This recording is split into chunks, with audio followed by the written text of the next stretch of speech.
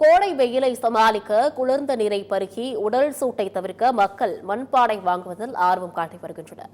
கோவையில் சூடுபிடித்துள்ள மண்பாண்ட துழல் குறித்த செய்தி தொகுப்பை பார்க்கலாம். வெண்கலம், அலுமினியம், எவர் சில்வர் பாத்திரங்கள் பயன்படுத்துவதற்கு முன்னர் மக்கள் சமைப்பது முதல் தானியங்களை சேமித்து வைப்பது உட்பட அனைத்து பயன்பாட்டிற்கும் மண்பாண்டங்களையே பயன்படுத்தி வந்தனர்.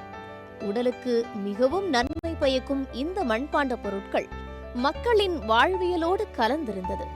ஆனால் காலப்போக்கில் வெண்கலம், அலுமினியம், எவர் சில்வர், பிளாஸ்டிக் என பல்வேறு வகையான பாத்திரங்களை மக்கள் பயன்படுத்த ஆரம்பித்துவிட்டனர். மண்பாண்ட பொருட்களை பயன்படுத்துவது நமது உடல் ஆரோக்கியத்திற்கு நல்லது என்கிறார்கள் சித்த மருத்துவர்கள். இதனால் சமையலுக்கும் குடிநீரை சேமித்து வைத்து பயன்படுத்துவதற்கும் மக்கள் மண்பாண்டங்களை நாடுகின்றனர்.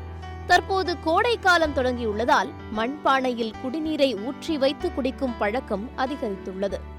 குடிநீரில் தூசு உட்பட கண்ணுக்கு தெரியாத நச்சுக்கள் ஏதும் இருந்தால் கூட மண்பானை அவற்றை வடிகட்டி நன்னீராக மாற்றி தருகிறது.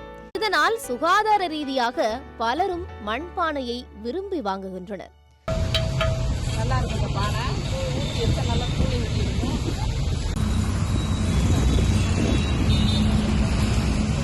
கோவையின் முக்கிய பகுதியான கவுண்டம்பாளையத்தில் ஆண்டு முழுவதும் மண்பானை விற்பனை நடைபெறுகிறது. கோடை வெயிலை சமாளிக்க குளிர்ந்த நீரை பருக மண்பானைகளை மக்கள் விரும்பி வாங்கிச் செல்கின்றனர்.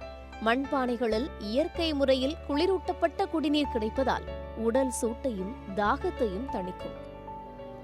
பிளாஸ்டிக் குடங்கள், அலுமினிய பாத்திரங்களின் வருகையால் மண்பானைகளின் பயன்பாட்டை மக்கள் மறந்துவிட்டனர்.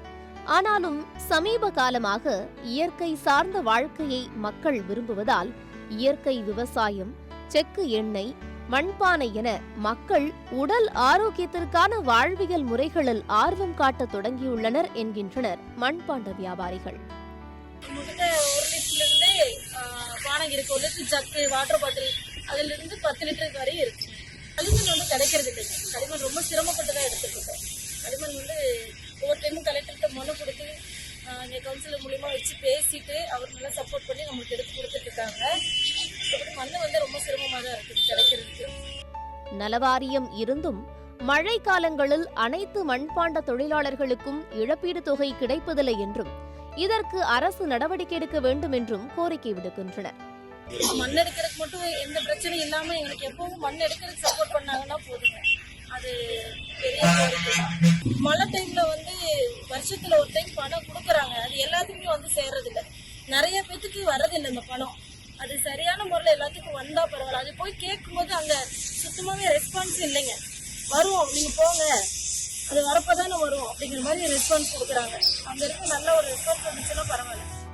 இந்த வாய்ப்பை பயன்படுத்தி மீண்டும் மண்பானை பாரம்பரியத்தை மீட்டெடுக்கும் வகையில் மக்கள் விரும்பும் வகையிலான வடிவங்களில் இக்கால தலைமுறையினரும் பயன்படுத்தும் தொழில்நுட்பத்துடன் சேர்த்து மண்பானைகளை தயார் செய்து விற்பனை செய்து வருகின்றனர். சத்தியம் செய்திகளுக்காக கோவை செய்தியாளர் நந்தகுமாருடன் செய்தி.